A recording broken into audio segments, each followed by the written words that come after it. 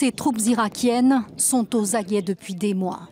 Postées ici sur la ligne de front au sud de Falloujah, ville à tout juste 50 km de Bagdad, la capitale, et aux mains de l'organisation de l'État islamique depuis 2 ans et demi. Sur ces images tournées il y a 15 jours, les tirs de représailles occupent le quotidien.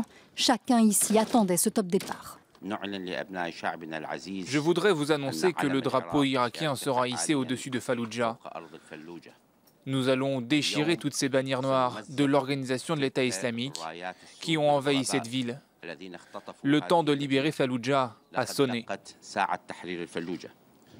Pour la reconquête de Falloujah, en première ligne des militaires irakiens, mais aussi des membres des forces spéciales, près de 20 000 policiers fédéraux, des milices sunnites et chiites proches du gouvernement.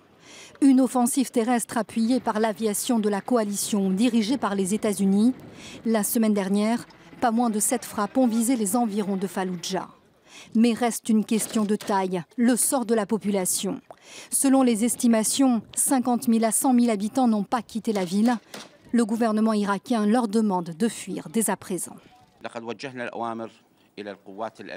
Nous avons ordonné aux forces de sécurité de mettre en œuvre un plan pour permettre aux civils de sortir de la ville pour se réfugier dans des abris sûrs. Après la libération de Ramadi en décembre, It début avril et celle de Routba la semaine dernière, les villes de Falloujah et de Mossoul sont les dernières places fortes de l'organisation de l'État islamique en Irak. Pour le gouvernement irakien, la reprise de Falloujah est stratégique. Elle doit permettre d'écarter la menace de nouveaux attentats suicides sur la capitale et les villes saintes chiites.